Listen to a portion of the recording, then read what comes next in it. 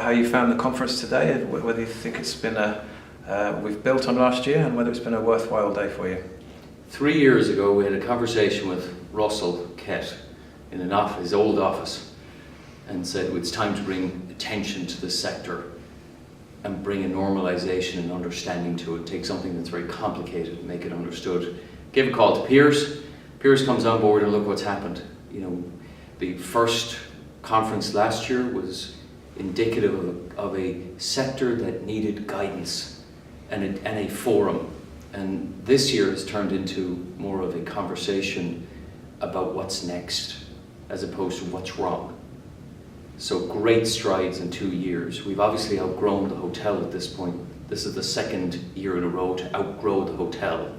So that's an incredible of the sector becoming understood. That mission of 3 years ago, moving away from being complicated, understood. The balance of speakers, the balance of panels, the energy in the conference about wanting to deal with being recognized is palpable. And do you think in the general picture that the fact that we've started defining what we're doing, the fact that SDR are starting to collate dedicated data for this sector, that's an indication of this industry starting to mature and getting the traction that you were looking for when you visited the event? The ecosystem that supports this sector is the same ecosystem that supports the broader hospitality sector, and ultimately the same ecosystem that wants to measure relative returns.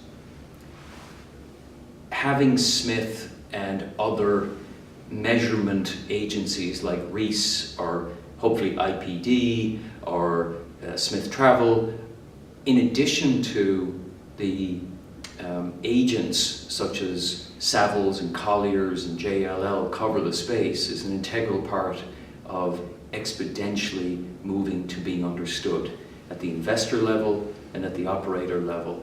So it's all about transparency, and that's what's driving this group of people to want to come together with planners, investors, brands, and leaders of thought. So it's tremendous progress. And do you think the level of understanding of the sector varies from, say, the US to Asia to Europe? Are we at different levels? Great question. The service department sector has been quite mature in Asia and in the US. That being said, I wouldn't say that it's universally understood. What's changed in the last number of years is the migration of capital. It used to be cylindrical, it was the regional specific. Now it's linear. And so it's a horizontal approach to capital movement. It follows best yield, and it follows it quickly. And the ultimate goal is to get that capital to follow you anywhere in the world because you're a rational investment, be it with a brand like ours or an individual that has a great value proposition. So that's what's exciting about this conference. And then to the second part of your question is, the Americas has a very mature multi-family environment that's a standard investment vehicle. That's not common in Europe.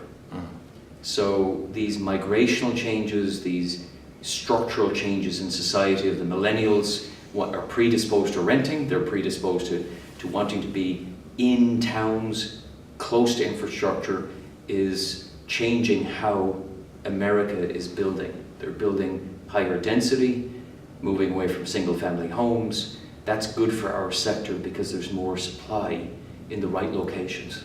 So there's a significant shift over the last 3 or 4 years. And you say that you want the capital to follow you anywhere in the world.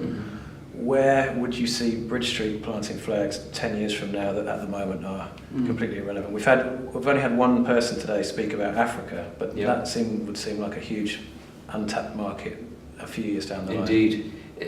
We'll naturally follow the 25 major MSAs globally. LA, Houston, San Francisco, continued growth in our core cities of Chicago, Washington DC and New York. And then as we continue to expand in Europe, the main cities like Frankfurt and Dresden and Munich, Brussels, etc., etc. We are already planting our flags in Delhi, over 28, now close to 2,500 units that are in our pipeline, covering all 6 of our brands. And that experience then naturally connects us to some of the countries in Africa. You can see that evolving into, Kenya. You're looking at sub-Saharan, certainly South Africa and Morocco. If you go north, there's plenty of countries inside the African continent that are predisposed to us wanting to take positions. Wonderful, Sean. Thanks. I think that's perfect. Here we go. Really good.